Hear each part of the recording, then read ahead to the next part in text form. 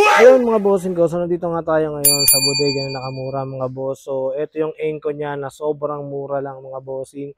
So ang presyo nito nagkakahalaga ng 19,000 yung mga ano rito, mga drill niya rito nasa 19,000, 6,000 pero ngayon dahil nga nandito tayo sa bodega ni Nakamura sobrang mura nga ng mga items siya dito. So nagkakahalaga lang to ng 3,000 yung mga ganito.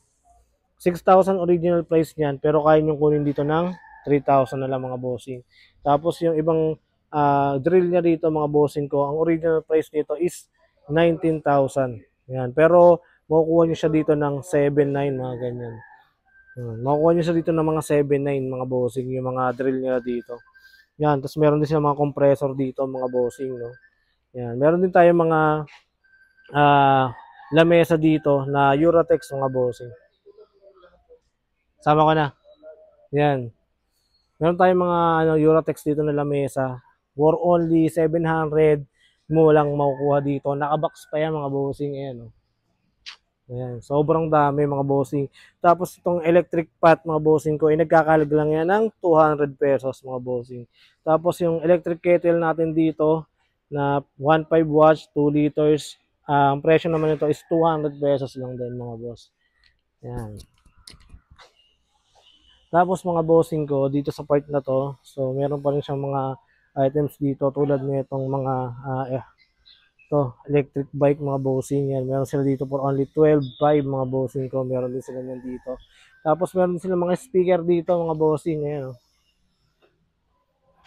yan, meron din siya dito. Iba-ibang klase din yung mga items dito sa bodega ni Nakamura mga boss. Tapos mga bossing ko, ang kagandahan yan dito. Ayan, meron din silang dito, mga cup, medyas, lalo ngayon, pasukan.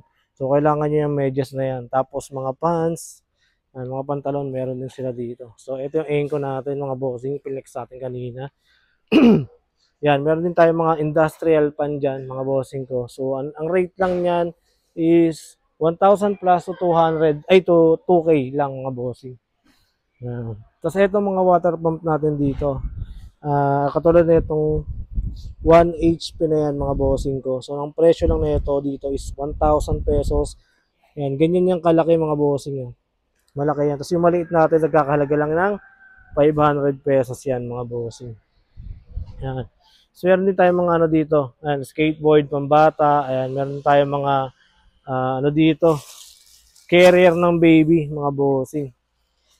So, carrier pang baby. Lalo na kung nagta-travel kayo. Yan, upuan ng anak nyo, pwedeng-pwede yan. Meron din tayong mga punda rito, mga bossing ko, punda. Yan, meron tayong mga sapatos for only 200 pesos lang.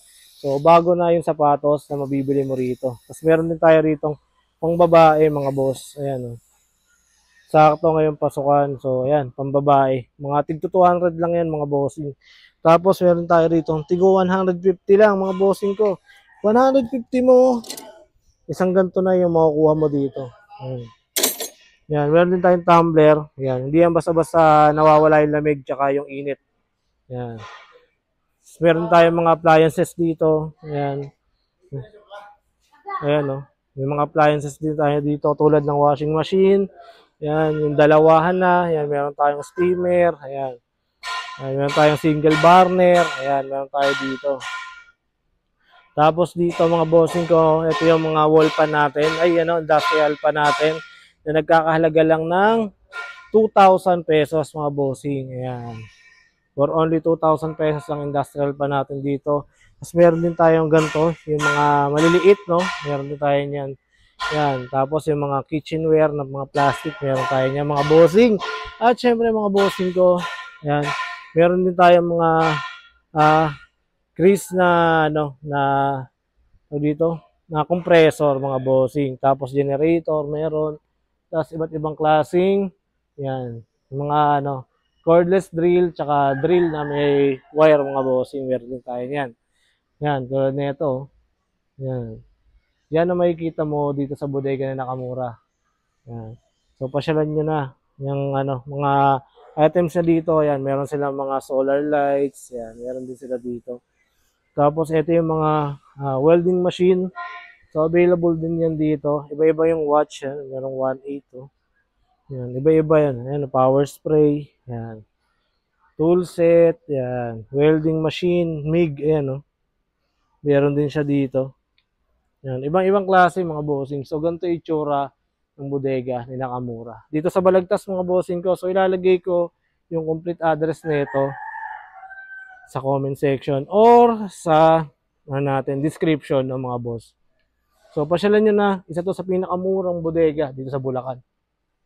Bodega ni Nakamura at lahat ay mura. Ayan, meron silang mga laruan dito.